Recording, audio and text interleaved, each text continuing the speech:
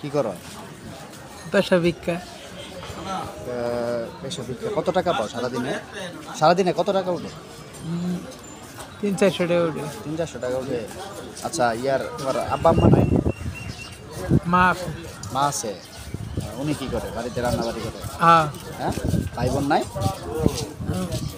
বই ভাই বোন নাই? আছে। হ্যাঁ, ওরা কি করে? হ্যাঁ, ওরা কি করে? বিয়ে দিয়ে দিছি। বিয়ে দিয়েছে। একটু ঘুরো, অন্ধকার দেখা গেছে, ঘুরো। এদিক ঘুরো, ওইদিক ঘুরো। আচ্ছা, ঘুরো না, সমস্যা নাই তো। ঘুরো ঘুরো, এদিক ঘুরো, এদিক এদিক এদিক। আচ্ছা, বিয়ে দিয়ে দিছ? হ্যাঁ। আর আর এমনিতে তুমি মানে তোমার টাকা দিয়ে তুমি যেগুলো ইনকাম করো এগুলো দিয়ে সংসার চলে? সংসার হ্যাঁ।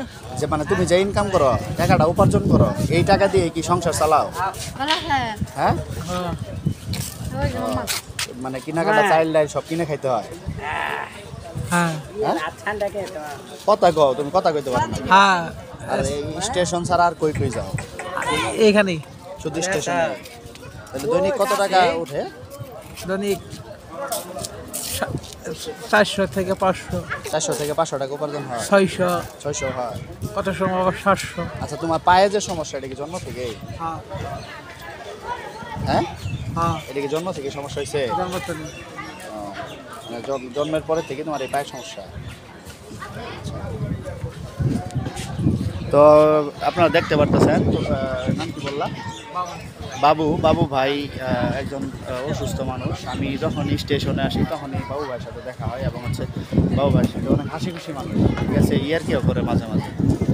আসলে এই ধরনের বাবু ভাইয়ের পাশে যদি একজন করে দৈনিক একটা করে মানুষের আমরা হেল্প করার চেষ্টা করি তাহলে কিন্তু আসলে বাংলাদেশটা দেখা যাবে যে দরিদ্রতা কিছুটা হলেও কিন্তু কমে যাবে।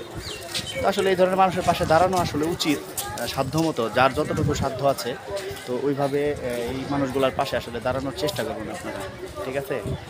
আমার খুব ইচ্ছা ছিল এবং আছে এখন পর্যন্ত এই ধরনের মানুষের সাথে আসলে কাজ করা। তো সবাই ভালো থাকবেন। আর সবচেয়ে বড় কথা হচ্ছে কি, এই ভিডিওগুলো যখন বানাই তখন ইন্সপায়ার করার জন্য কিন্তু এই ভিডিওগুলোতে মানে ভিডিওগুলো যখন আমরা আপলোড করি তখন কিন্তু মানুষ অনেক কমেন্ট করে। আর সবচেয়ে বড় কথা হচ্ছে যে আমরা যে টাকাটাই ওনাদেরকে হেল্প করি না কেন, হ্যাঁ, সেটা দেখাইলে অনেকেই কিন্তু সমালোচনা করেন। আপনারা যখন সমালোচনা করেন আসলে এটা ঠিক না ভাইয়া। যে যেটা ভাবেন সমস্যা নাই, আমার কোনো আফসোস নাই, আপত্তি নাই। কিন্তু ব্যাপারটা হচ্ছে এই ধরনের মানুষকে হেল্প করার চেষ্টা করবেন যাতে অন্যরা দেখে যাতে উদ্বুদ্ধ হয় এবং ইয়ং জেনারেশন যেন বুঝতে পারে যে এই ধরনের মানুষকে আসলে হেল্প করা উচিত। তো আশা করি ভিডিওটা শেয়ার করে দিবেন, অন্যকে দেখার সুযোগ করে দিবেন এবং দোয়া করবেন আমার জন্য, এই ভাইয়ের জন্য দোয়া করবেন, ঠিক আছে? তো ভালো থাকেন, সুস্থ থাকেন। আসসালামু আলাইকুম।